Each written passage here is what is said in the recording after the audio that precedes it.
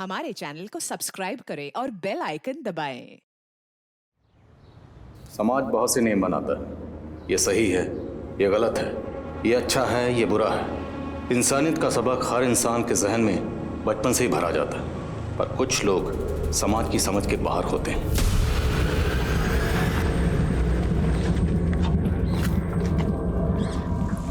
Ma'am, tyre puncture हो गया। यहाँ तो आसपास मैकेनिक भी नहीं मिलेगा रतन। देखता हूँ, मैं कुछ करता हूँ।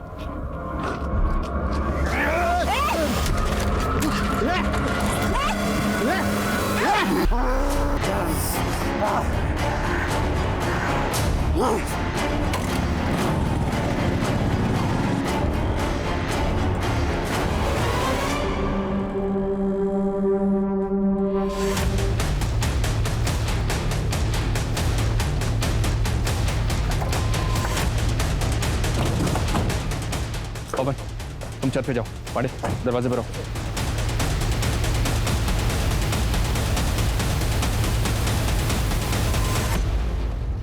जैन सर। जैन त्रिपाठी, क्या हो रहा है? बड़ा था सर, एसपी साहब के ऑर्डर से कि घर पे 24 घंटे सिक्योरिटी रहेगी। त्रिपाठी, अगर हम ही मुजरिमों के डर से घर में दुबक के बैठ जाएंगे तो आम पब्लिक का क्या हो? ऐसा ही आस्था की किडनैपिंग को 5 दिन हो चुके हैं और अभी तक उनका कुछ पता नहीं चला। अगर आपको कुछ हो गया तो? एक कांस्टेबल बहुत है, बाकियों को भेज दो। Sorry sir, I have to follow orders. नमस्कार, मैं दिव्यांका त्रिपाठी दहिया क्राइम पेट्रोल 70 के इस एपिसोड में आपका स्वागत करती हूँ। यूपी पुलिस का स्लोगन है सुरक्षा आपकी, संकल्प हमारा। लेकिन यहाँ तो पुलिस को ही सुरक्षा मुहैया कराने का माहौल बन गया था। सोचिए कैसा खौफ का माहौल होगा ये, जहाँ पुलिस तक महफूज नहीं थी। कौन था ये दरिंदा जिसने दहशत फैलाई हुई थी? अंजलि, तुम वहां से सब्जी खरीदो, हम यहाँ किराना से घर का सामान लेते हैं। ठीक है। चक्का खा गई मेरी प्यारी अंजलि। हाँ, मैं इतनी आसानी से पीछे नहीं छूटेगा मुझसे। छोड़ो हमारा हाथ। ये तो क्या चिल्लाओगी? चिल्ला। देखो हम। हाँ, हम फिर आएंगे बहुत जल्दी।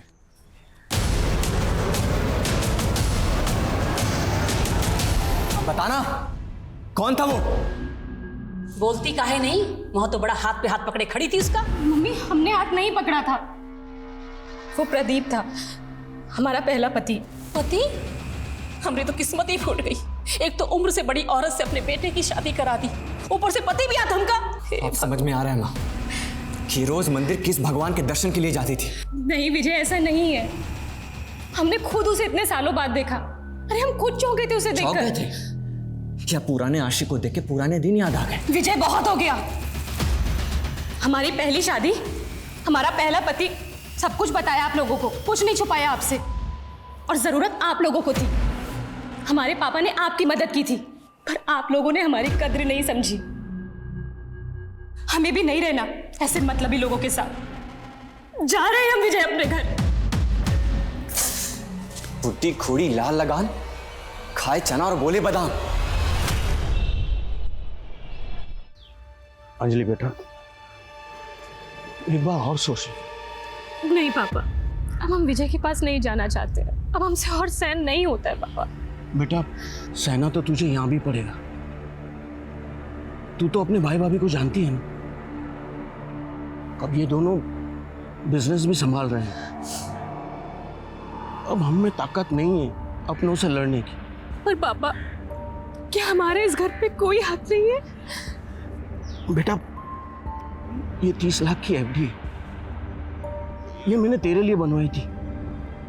बेटा, किसी को बताना मत। ये एफडी 1 साल में मैच्योर भी हो जाएगी। बेटा, तब तक एक कोशिश करके देख ले, शायद विजय का दिल तू जीत पाए।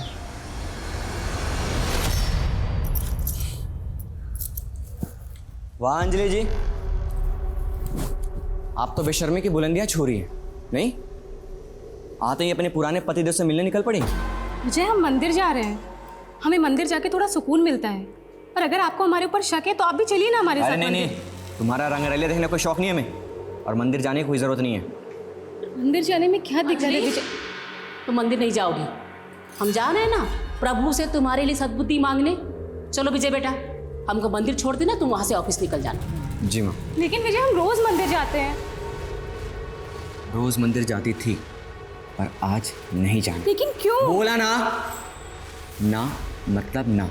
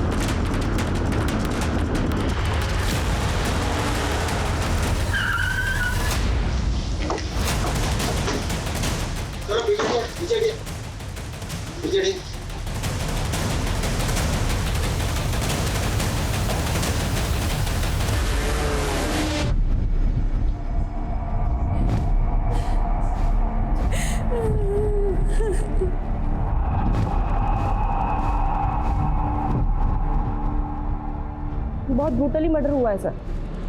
पूरी बॉडी पे बाइट मार्क्स है। ऐसा लगता है जैसे किसी ने जानवर की तरह पूरी बॉडी को नोच खाया हो। सर के भी चांसेस लगते हैं।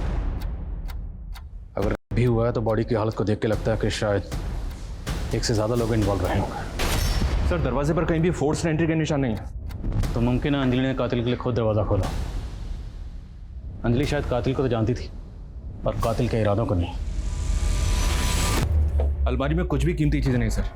अंजलि की सास ने भी कंफर्म किया है कि अलमारी से गहने और पैसे चुराए गए।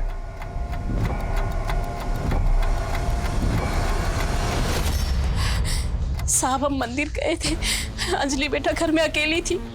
जैसे ही मंदिर से लौटे तो हमने दरवाजा खटखटाया तो देखा दरवाजा खुला था। अंजलि,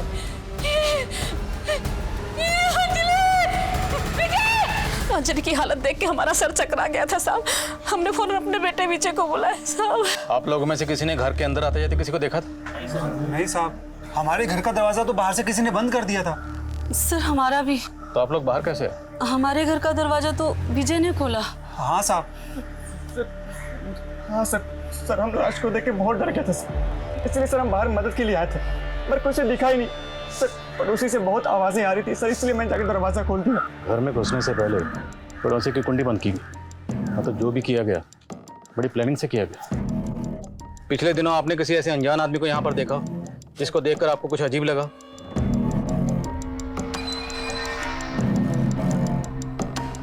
सर पड़ोसियों के घर को बाहर से लॉक करना, इतनी आसानी से घर के अंदर घुसना, उसके बाद लूट, फिर रेप और मर्डर।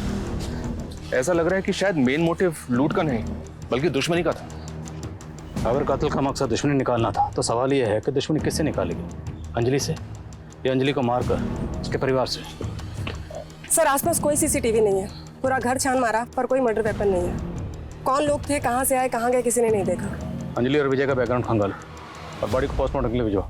Okay sir.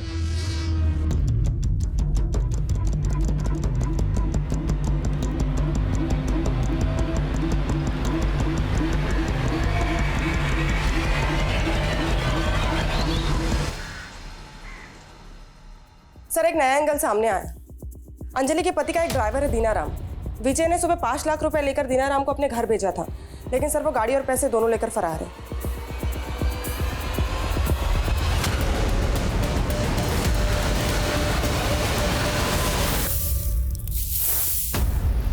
ब्यूटी जरा ठीक से झाड़ू लगा, नहीं तो आज रोटी की जगह पर ना चमाट मिलेगी तेरे को। आगे तक लगा, आगे तक। ये तुम्हारा काम है ना, बच्ची से क्यों करवा रही हो? ओ मैडम, आप काम करो अपना।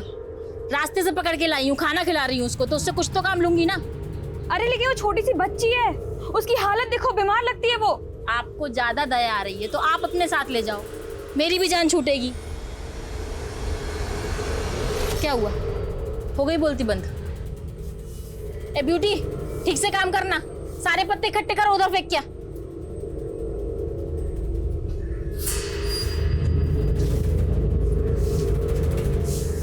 बेटा अब डरो मत, मेरे साथ चलोगी? ये दीनाराम है सर, विजय का ड्राइवर। तो ये कौन है? ये दुलारी है, अंजलि के घर में काम करती थी। कल शाम को सब्जी लेने बाजार गई थी, उसके बाद से घर लौटी नहीं। तो क्या इस कांड के पीछे इन दोनों का हाथ हो सकता है? पूरे चांसेस हैं सर। ये दीनाराम जिस घर में रहता था, उसके मकान मालिक से बात की मैंने। उसने बताया कि दीनाराम ने 2 दिन पहले घर छोड़ दिया था। मतलब सब कुछ वेल प्लान तरीके से किया गया। और एक बात मुझे अभी भी खटक रही है, अगर अंजलि के घर में घुसकर मकसद लूट करना, रेप करना, उसका मर्डर करना भी था, तो इतनी ब्रुटैलिटी से मर्डर? अंजलि का कत्ल इतनी बेरहमी से क्यों किया गया? उसकी क्या वजह हो सकती है?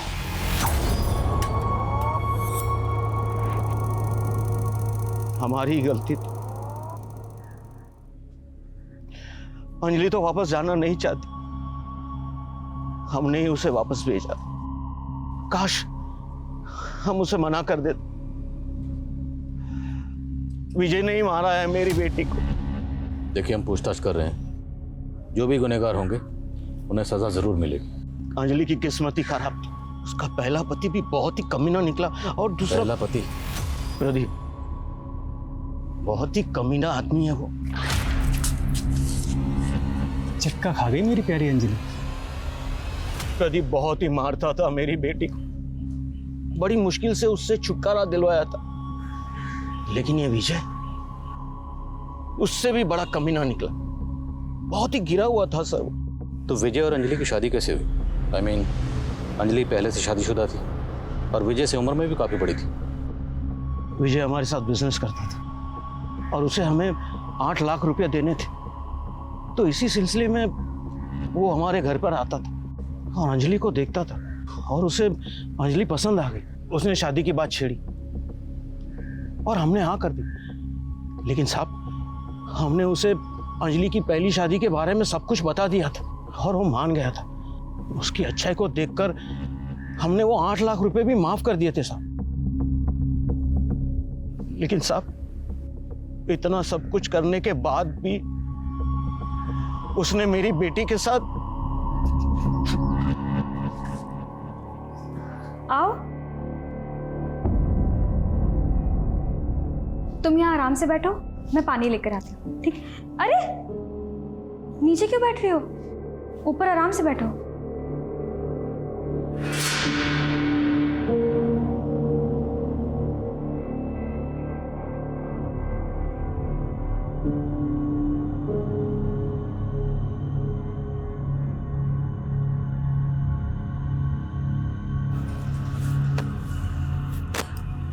आजा बेटा, सो जा। हाँ?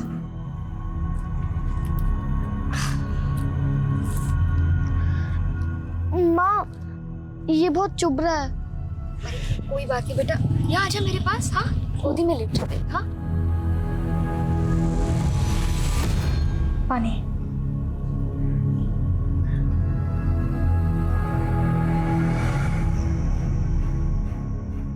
तुम्हें अच्छा लगा मेरा घर? तुम्हारा घर कहाँ है? तुम्हारे मम्मी पापा? मेरे मम्मी पापा मर गए।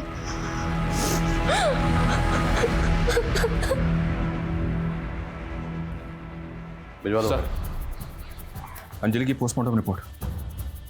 जितना सोचा था उससे कहीं ज्यादा पेनफुल डेथ थी उसकी। रिपोर्ट के मुताबिक उसके गले को इतना धीरे धीरे इंच इंच करके काटा गया कि उसके फेफड़ों में खून जमा हो गया। मतलब लूट और रेप सिर्फ एक डायवर्जन था, असली मकसद दुश्मनी निकालना ही था। पूरी फैमिली की डिटेल्स निकलो।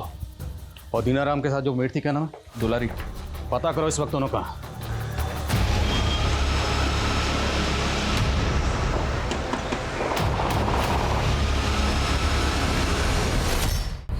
इस विजय की डिटेल्स निकलो और प्रदीप का पता करो। Okay sir. हेलो। वाह दीनानाथ जी, तुम तो बड़े झूठे निकले। अभी तो कह रहे थे कि नोटों से नहला दूंगा, अब? अरे मेरी प्यारी दुलारी, नोट कहाँ भागे जा रहे हैं, चल।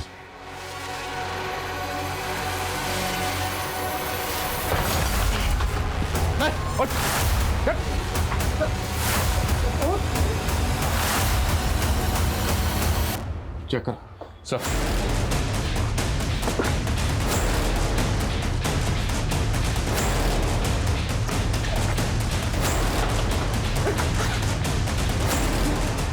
सर ये देखिए।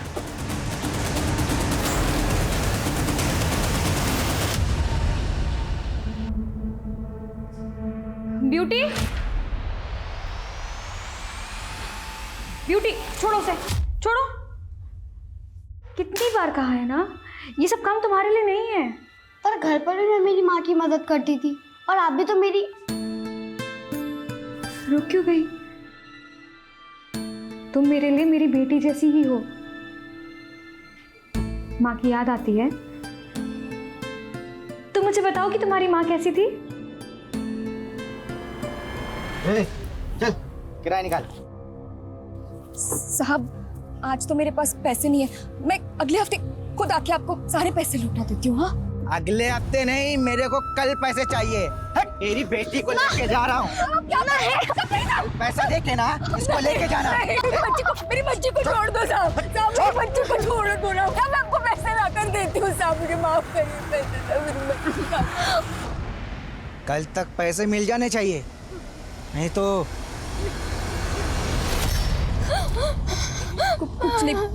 कुछ नहीं बेटा, शांत हो जा बेटा, मेरी माँ है ना। छोटी सी उम्र में कितना कुछ देख लिया तुमने, लेकिन अब तो फिक्र मत कर, मैं हूं ना, मैं तेरा ख्याल रखूंगी, बिल्कुल तेरी माँ जैसा। माँ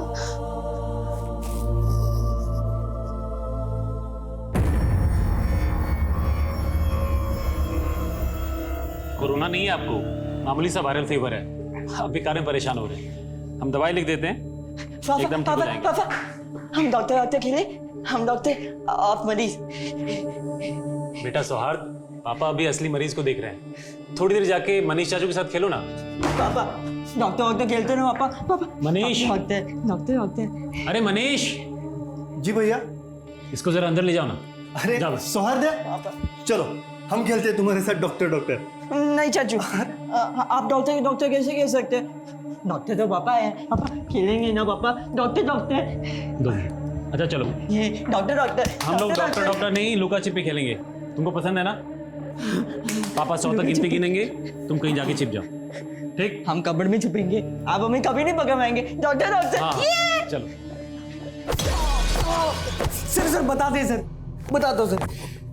सर वो हम दुलारी से बहुत प्यार करते हैं। सर वो शादीशुदा है, लेकिन अपने पति से परेशान थी, और सर मैं पैसों की किल्लत से, इसलिए सर सोचा कि अगर पैसों का कहीं से जुगाड़ हो जाए तो हम दुलारी को लेकर कहीं दूर चले जाएंगे। इसलिए जब विजय बाबू ने हमें 5 लाख रुपए दिए तो हमें लगा कि यही सही मौका है।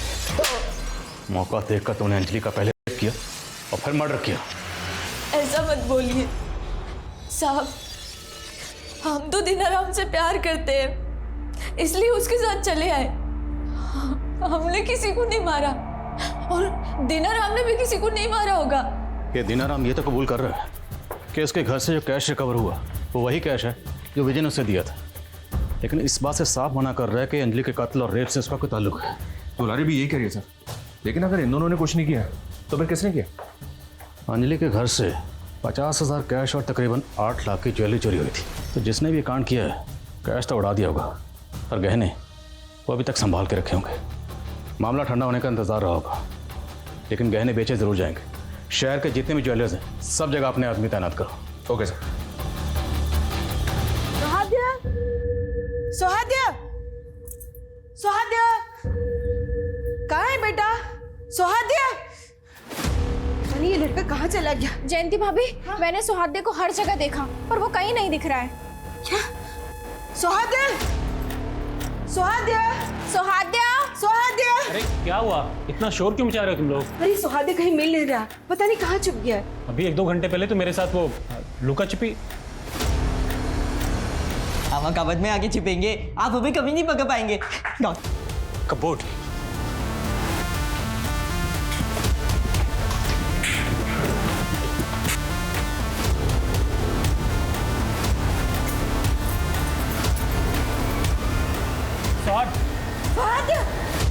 सुहाद, मैं पानी लेकर आती हूँ। सुहाद, बेटा को बेटा जीत गया पापा, जीत गया।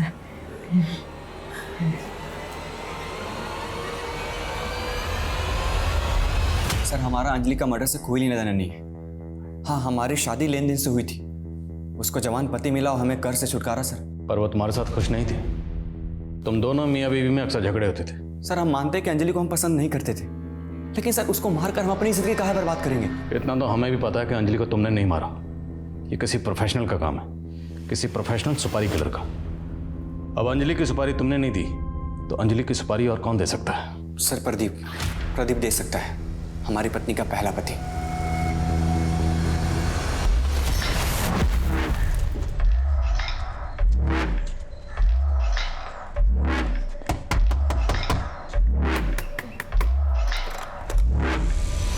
जी दीदी, 2 दिन से बच्चे भूखे हैं, बहुत भूख लगी है दीदी, खाने को कुछ मिलेगा?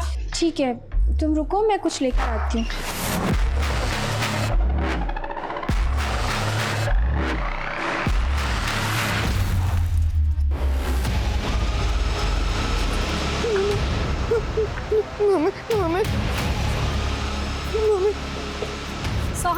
सोहाग, ये चोट कैसे लगी बेटा? चोट में ये खून कैसे लगा? बोलो बेटा।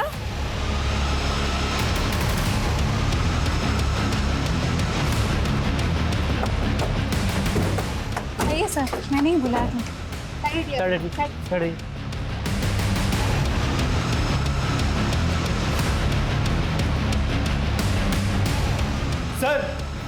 सर यहाँ पे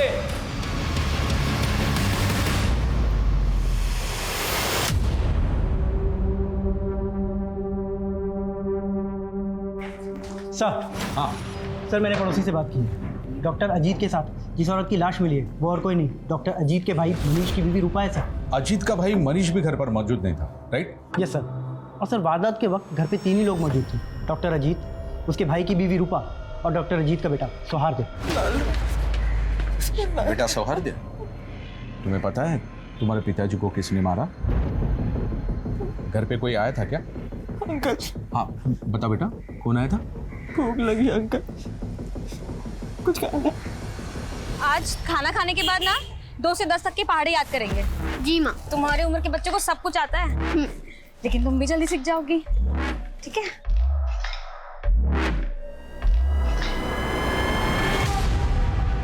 हाँ बेटा, अब बताओगे क्या देखा तुमने? हम पापा और रूपा चाची लुका छुपी खेल रहे थे। हाँ। फिर हम छुप गए ऊपर कबर्ड में।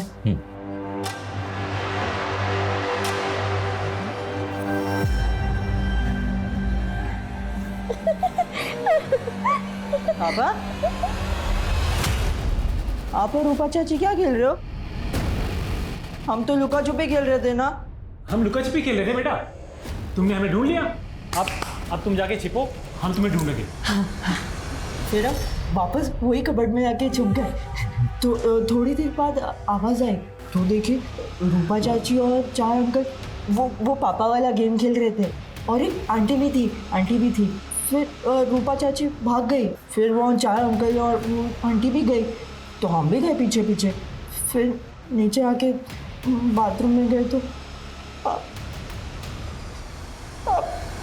सर ये सौहार्द ऑटिस्टिक चाइल्ड है। क्या हम इसकी बातों पर यकीन कर सकते हैं? बिल्कुल कर सकते हैं शर्मा, क्योंकि सौहार्द आम आदमियों की तरह सच में झूठ नहीं मिला सकता। उसने वही कहा जो उसने देखा, अनजाने में। शायद उसको पता नहीं कि उसने कितनी भयानक वारदात देखी।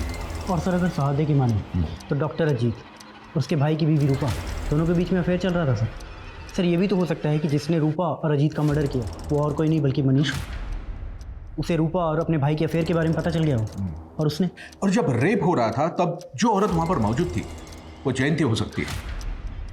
जयंती और मनीष दोनों के फोन बंद है। पता करो इन देवर भाभी के बारे में। सर आप यहाँ अकेली रहती हैं? हाँ, साल के 6 महीने अकेली रहती हूँ। मेरे पति मोहित मर्चेंट नेवी में हैं, तो 3-4 महीने में एक ही बार आते हैं। लो तुम्हारे बाल बन गए।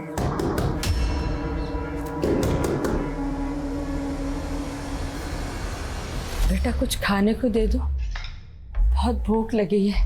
हाँ लेकर आती हूँ। भगवान तुम्हारा भला करे।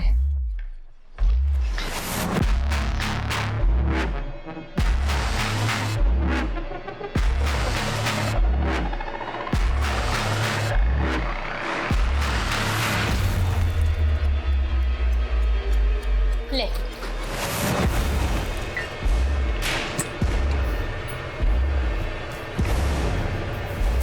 चलो जाओ ऐसे। ब्यूटी, ये क्या किया तुमने? हाँ, पानी क्यों फेंका उन पे? ऐसे नहीं करते बेटा। उनको भूख लगी थी ना, अब ये खाना उनको देना और उनसे सॉरी कहना। सॉरी। भगवान आपकी बेटी का भला करे। खुश रहो बेटा, खुश रहो। तुम्हारी बीवी और तुम्हारे भाई के बीच अफेयर चल रहा, ये बात पता थी ना तुमको? क्या बकवास कर रहे हैं सर आप? ये सब झूठ है। रूपा और अजीत भैया के बीच एक पवित्र रिश्ता था। जैसे तुम्हारा और तुम्हारे भाभी के बीच में। बताओ कहाँ है तुम्हारे क्राइम पार्टनर, तुम्हारी भाभी जयंती? बताओ। ना हमने कोई क्राइम किया है, ना जयंती भाभी ने। वो तो अपने मायके गई हुई है। हाँ सर, हम अपने मायके गए हुए थे। आपके देवर मनीष का कहना है कि आपके पति और आपकी देवरानी रूपा के बीच कोई गलत संबंध नहीं थे। झूठ बोल रहे हैं सर, मनीष भाई साहब को सब पता था। दरअसल रूपा और अजीत के रिश्ते को उन्होंने ही बढ़ावा दिया था। क्या? दरअसल मनीष भाई साहब कुछ कमाते नहीं थे, सारी जिम्मेदारी हमारे पति पर थी।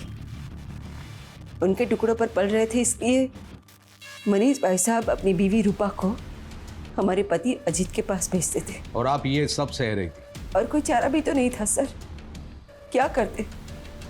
हमारे बेटे की कंडीशन तो आप जानते हैं ना, उसकी दवाइयाँ, उसके भविष्य के बारे में हम नहीं सोचते तो और कौन सोचता। पर कुछ वक्त से अजीत ने अपनी बेशर्मी की सारी हदें पार कर दी। जो हरकतें वो बंद कमरे में करता था वो खुलेआम होने लगी। बस हमारा सब्र खत्म हो गया, इसलिए हम अपने मायके चले गए। सर, हमने अजीत और रूपा को नहीं मारा है, हम सच कह रहे। हम अपने बच्चे की कसम खा के कहते हैं।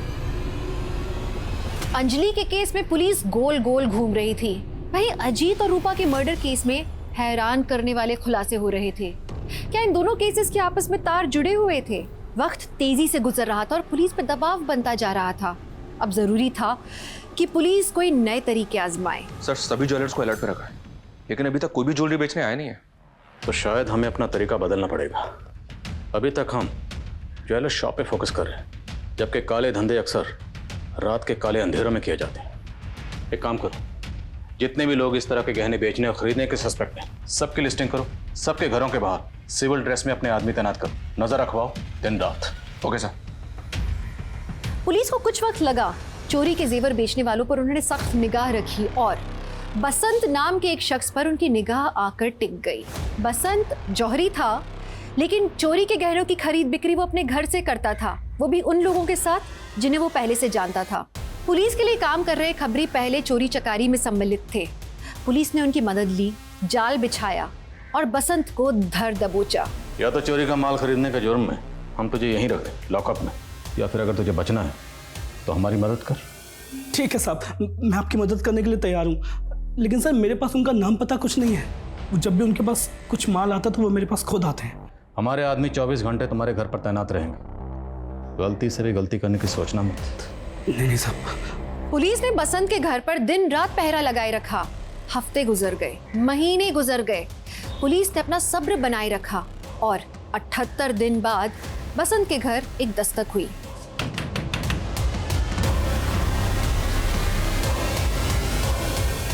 बसंत भाई से मिलना। अरे कौन है साहब? कौन है? विशाल चेक करो थाला।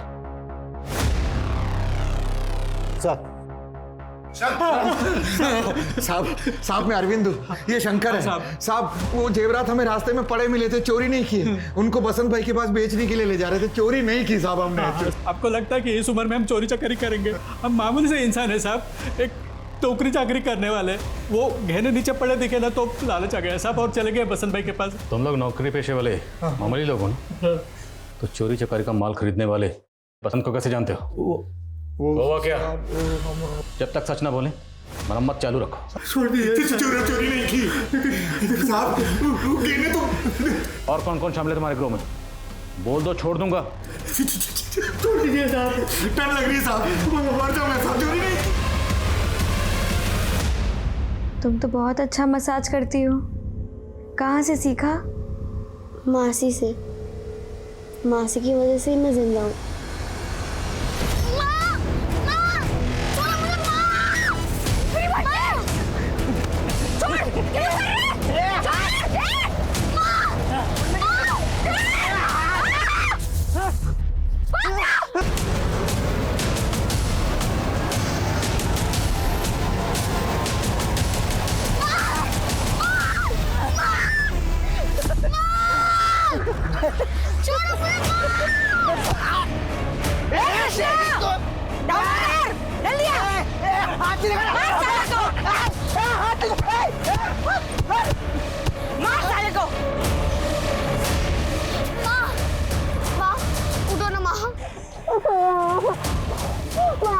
बेटा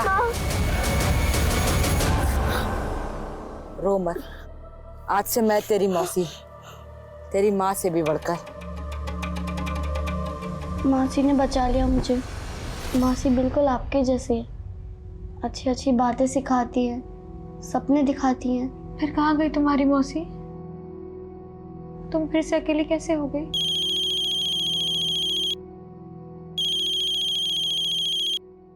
हेलो, हाँ मोहित। हाँ मैं ठीक हूँ, आप कैसे हैं? हाँ, आप कब तक आएंगे?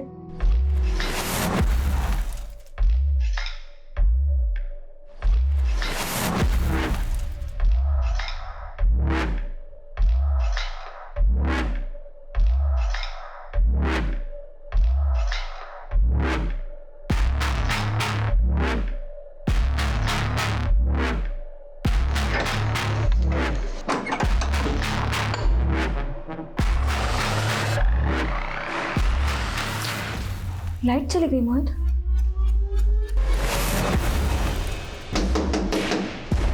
एक सेकंड माँ, मैं देके आती हूँ।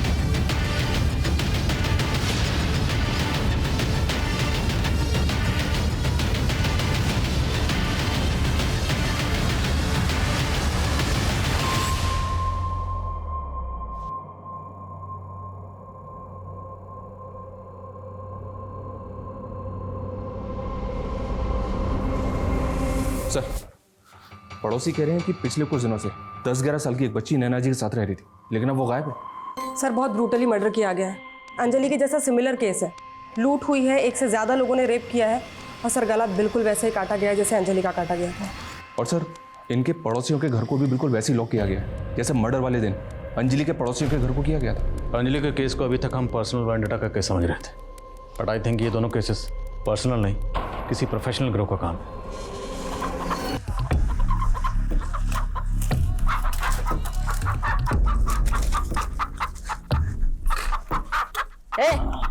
जा बलि देकर आ और प्रसाद लेकर आ।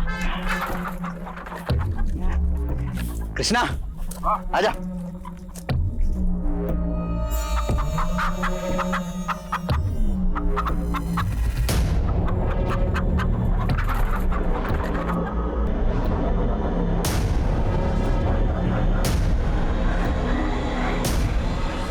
लो अम्मा।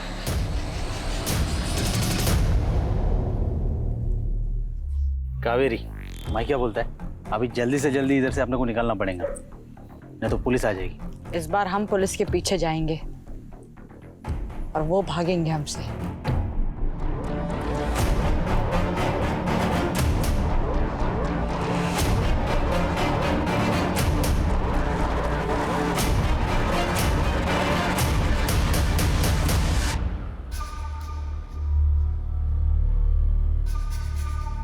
अरे आस्था मैडम, आप थाने जा रही हैं? हाँ, ऑटो का वेट कर रही थी। अरे मैं भी थाने जा रहा हूँ, आइए ना, छोड़ता हूँ मैं आपको। Thank you. बैठिए।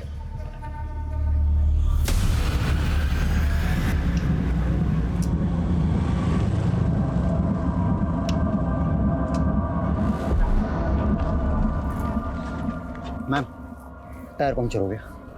यहाँ तो आसपास मैकेनिक भी नहीं मिलेगा रतन। देखता हूँ मैं कुछ करता हूँ।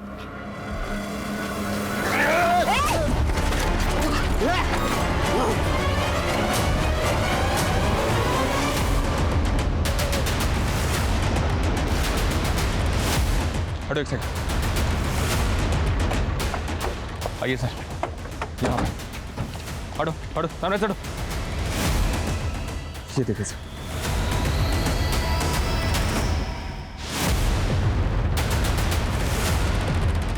सर ये ऐसा ही आस्था भी रतन के साथ थी।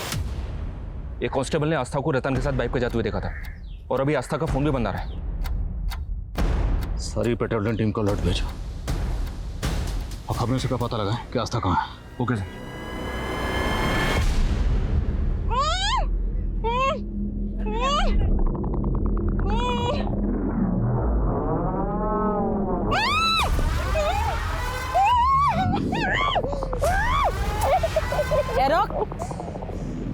रुका ही तो नहीं जाता। ऐसी कड़क औरत कहाँ रोज रोज मिलती है। बकवास बंद कर, बाहर आ।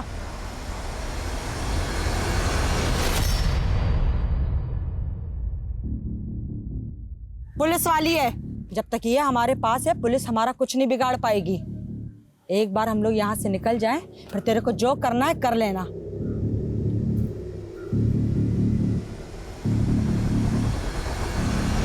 सर हमारी खबरों से भी पता नहीं चल रहा है कि एसआई आस्था इस वक्त कहाँ पर है और किस हालत में है। और ये अरविंद और शंकर, इन दोनों को 24 घंटे से भूखा रखा है। इनकी पिटाई भी किया सर, लेकिन दोनों अब भी एक ही बात बोल रहे हैं कि वो निर्दोष हैं। त्रिपाठी, मैं ये कुछ पुराने केसेस देख रहा था। इसमें साउथ का एक गैंग है पांडुपालिया, जो लोगों के घर में घुसकर रेप करता है, मर्डर करता है और चोरी चकारी करता है। इस गैंग के बारे में मैंने भी सुना है। ये साउथ के कोई आदिवासी या बंजारी लोग हैं, लेकिन सर ये लोग अभी तक नॉर्थ इंडिया में एक्टिव नहीं हुए। हाँ, बट इनकी जो मोडस ऑपरेंडी है वो सेम है जैसे हमारे यहाँ हो रहा है। ये जिस भी मोहल्ले में घुसते हैं, सबसे पहले मोहल्ले में घुसकर पड़ोसियों के घर की कुंडी बाहर से बंद कर देते हैं, फिर दरवाज़ा नॉक करते हैं और दरवाज़ा खुलते ही जो भी शख्स सबसे पहले इनके सामने आता है उसके सर पर डंडे से वार करते हैं। ये विक्टिम का गला धीरे धीरे काटते हैं और विक्टिम के चीखने की, कराहने की आवाज़ सुनते हैं। और ये लोग पूर्णिमा को शुभ मानते हैं। और ये पूरी लूटपाट करने के बाद लूटपाट का जो माल है उसे बेचने के लिए गिरोह के यंग लोग नहीं बल्कि बुजुर्ग लोग जाते हैं ताकि किसी को अरविंद और शंकर की रिमांड कब खत्म हो रही? 10 दिन बाद सर। और पूर्णिमा कब? 4 दिन बाद। अरविंद और शंकर से कहो कि 10 दिन से पहले हम उन्हें छोड़ने वाले नहीं हैं। Okay sir. त्रिपाठी सर।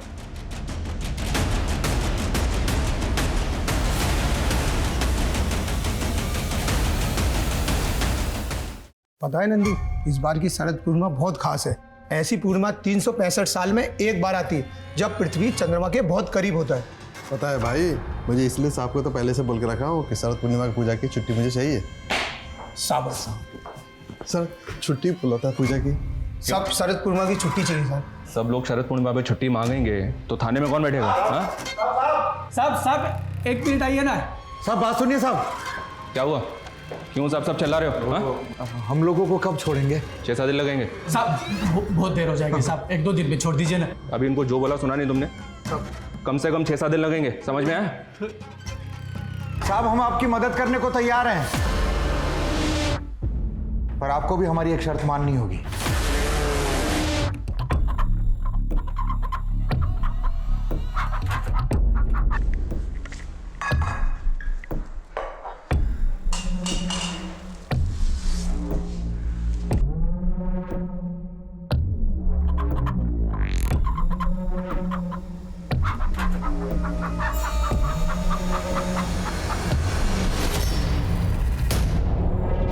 आज तो दिन बढ़िया है। अच्छा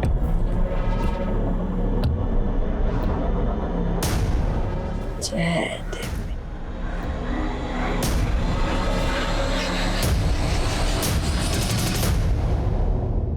सारा पी जाएगा क्या? ए जा, जरा मैडम को भी हमारा प्रसाद छका करा।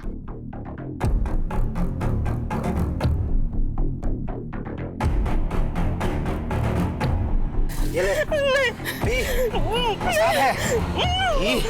पी। शुक्रिया साहब। पूर्णिमा के दिन मुर्गा न खाया ऐसा आज तक कभी नहीं हुआ। आज आपके वजह से हमारी परंपरा टूटने से बच गई। हमारे लिए हमारी परंपरा से बढ़कर कुछ भी नहीं साहब। हम अपने गिरोह से गद्दारी तो नहीं कर सकते, लेकिन आज आपने जो हम पर एहसान किया है उसे चुकाने के लिए हम कुछ भी करने के लिए तैयार हैं। हाँ साहब, हम बता सकते हैं पांडुपलिया गैंग तक कैसे पहुंचा जाए। तुम लोग जानते इस वक्त वो कहाँ? नहीं साहब, हमारा तो काम सिर्फ जेवरात को बेचना है, लेकिन हम मज्जारों का गैंग किन किन जगहों पर कितनी देर के लिए रुकता है ये हम आपको बता सकते हैं। किन किन जगहों पर?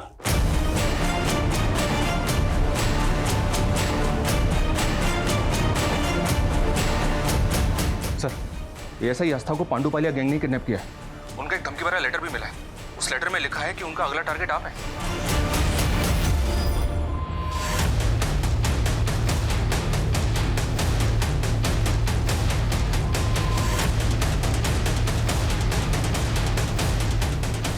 जैन सर।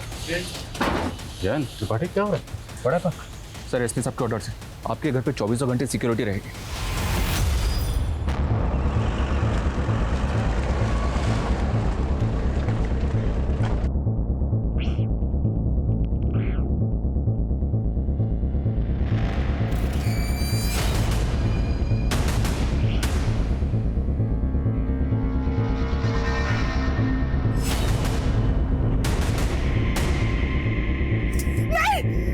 पूर्णिमा खून से नहाऊंगा मैं।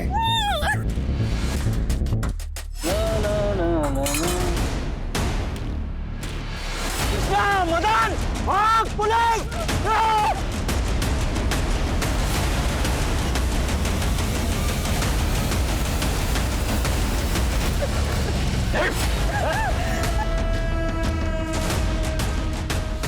चल। हाँ सर। जैन सर। ठीक हो तुम? बच गए आप। अगला नंबर आपका ही था। ये पूर्णिमा आपके लिए भी शुभ रही। तेरी पूरी जिंदगी जेल की काली अमावस में कटे। लेके जा सर। आएंगे हम, आशीर्वाद से बाहर आएंगे। अगले कुछ महीनों में पुलिस ने पांडुपालिया गैंग के कई सदस्यों को गिरफ्तार किया, जिसमें 10 साल के बच्चों से लेकर 70 साल के बुजुर्ग तक शामिल थे। ये गैंग एक मोडस ऑपरेंडी पर काम करता था। औरत और बच्चे जगह जगह पर घूमकर ऐसे घरों का पता लगाते थे जहां सदस्य कम हो या जहां बुजुर्ग रहते हो या औरत अकेली रहती हो। ये इनके इजी टारगेट होते थे। पूछताछ में गिरोह के एक सदस्य ने बताया कि आमतौर पे वो उन घरों को निशाना बनाते थे जो मोहल्ले के आखिरी में हो या जो नदी और मैदानों के पास हो, जहाँ से भागने में आसानी हो। मैं इस बात को अच्छी तरह से समझती हूँ कि हमारे समाज का एक बहुत बड़ा तबका है जिसके साथ सालों से नहीं दशकों से अन्याय हुआ है और उन्हें अपनी जिंदगी को बेहतर बनाने का मौका कभी मिला ही नहीं। लेकिन इसका मतलब ये कतई नहीं कि कोई जुर्म का रास्ता इख्तियार कर ले। इस तरह से तो पिछड़ा वर्ग और पिछड़ा हो जाएगा और पिछड़े वर्ग का हर सदस्य मुजरिम बन जाएगा। लालच एक ऐसा नशा है जो ज़मीर पर हावी हो जाता है। इंसान सही और गलत के बीच में अंतर नहीं कर पाता, कहाँ रुकना चाहिए वो समझ नहीं पाता। ऐसे गैंग्स लोगों की जिंदगियां बर्बाद कर देते हैं, लोगों का सांस लेना मुश्किल कर देते हैं। आज पुलिस की पुरजोर कोशिशों के बाद पांडुपालिया गैंग का आतंक कम हो गया है। इस खौफनाक गैंग को रोकने के लिए यूपी पुलिस ने जो दिलेरी दिखाई वो सराहनीय है। टीम क्राइम पेट्रोल की तरफ से मैं आज उनकी बहादुरी को सलाम करना चाहती हूँ। आप सतर्क रहें, सुरक्षित रहें। इसी आशा के साथ मैं दिव्यांका त्रिपाठी दहिया अब लेती हूँ आपसे विदा। फिर मिलूंगी अगले केस के साथ। आप देखते रहें क्राइम पेट्रोल सतर्क। जय हिंद। For more updates subscribe to our channel, click the show links and enjoy watching the videos.